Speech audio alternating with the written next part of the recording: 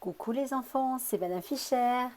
Aujourd'hui, je vous retrouve pour une nouvelle histoire, une histoire de papillon qui s'appelle Siméon le papillon. Vous entendez à la fin Siméon, on entend on, et papillon, on entend on aussi.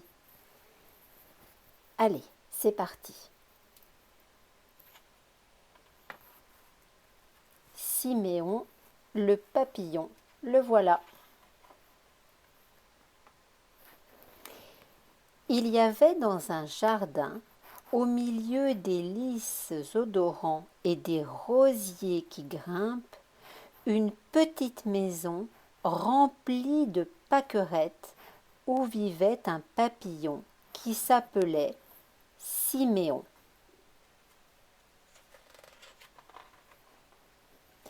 Siméon aimait beaucoup être avec les fleurs. Tous les matins, il s'envolait pour voir ses amis. Chez la première, il se lavait un petit peu. Avec la seconde, il prenait le thé, vous le voyez, qui est en train de boire avec sa trompe. Et sur la troisième fleur, il se balançait. Et ainsi toute la journée. Puis, quand le soleil se couchait, que les fleurs se refermaient, Siméon rentrait chez lui. Il se glissait délicatement pour ne pas froisser ses ailes sous une petite couette garnie de pétales de rose et très vite s'endormait jusqu'au lendemain matin. Cependant, un matin, il retrouva ses protégées, mais aucune d'entre elles ne l'accueillit. Hélas, 1000 fois hélas, tête baissée, les pétales négligés, les fleurs dormaient toutes à poing fermé, c'est-à-dire qu'elles dormaient encore. Regardez, il est très étonné. Siméon eut beau voler de fleur en fleur et les parer de petites gouttes de rosée, vous voyez, il a un arrosoir, il est en train de leur donner un petit peu à boire. Le jour suivant fut comme le précédent. Les fleurs dormaient toujours. « Allons, ne restez pas plantés comme ça, réveillez-vous, mes belles !» s'écria-t-il en secouant leurs tiges. Vous voyez la tige de la fleur? Et il essaie de les secouer. En vain, pas un lys, pas même une petite violette ne lui répondit. Les fleurs dormaient et dormaient toujours. « Pourquoi mes fleurs ont-elles si mauvaise mine ?» se demandait-il en voyant leur tête toute fanée. « Moi, je sais, dit Belle la coccinelle qui passait par là. Cette nuit, elles sont allées au bal des tulipes. C'est pourquoi elles sont si fatiguées. » Les fleurs ne dansent pas, pensa notre papillon, qui ne l'écouta pas davantage. C'est vrai que les fleurs ne dansent pas normalement.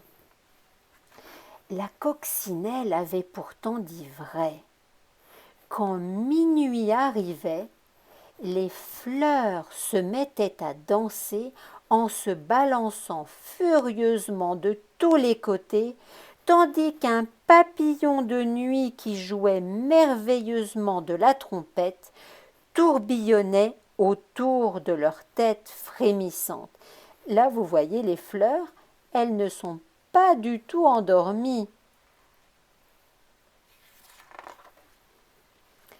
Ce papillon trompettiste, c'est-à-dire qui joue de la trompette, qui, vous l'avez compris, était un peu un magicien, s'en fut un soir près de la mare où se donnait un autre bal, le bal des moustiques. Vous les voyez? C'est ça le petit moustique qui nous pique d'habitude. Eh bien là, ils sont allés au bal des moustiques. Ainsi les fleurs du jardin retrouvèrent leur éclat, et Siméon a retrouvé son sourire. Les boutons d'or, les voilà, brillaient tant qu'ils pouvaient, les jacinthes faisaient tinter leurs clochettes, et l'air sentait un parfum délicieux. Tout était rentré dans l'ordre. Regardez, chère coccinelle, comme mes amies sont belles aujourd'hui. C'est vrai qu'elles sont magnifiques, ces fleurs. Oh là là, la tête me tourne, répondit-elle. J'ai dansé toute la nuit au bal des moustiques. Il y avait un papillon qui jouait de la trompette, c'était formidable, dit Belle la coccinelle. Un papillon qui jouait de la trompette? Quelle imagination, cette coccinelle! Pensa Siméon. Si cette histoire ne vous a pas endormi, venez tous ce soir au grand bal des Lucioles, près du bois. Vous voyez les Lucioles? Je vous ai envoyé une photo pour que vous puissiez voir ce que c'est qu'une Luciole. Mais n'en parlez pas à Siméon. La nuit, Siméon dort et de toute façon, il ne vous écoutera pas. Mais vous savez que le papillon de nuit a fait danser les fleurs, a fait danser les moustiques et maintenant fait danser les lucioles. Et voilà, l'histoire est terminée, l'histoire qui s'appelle Siméon le papillon. Je vous fais un gros bisou et je vous dis à bientôt. Au revoir les enfants, soyez sages avec papa et maman.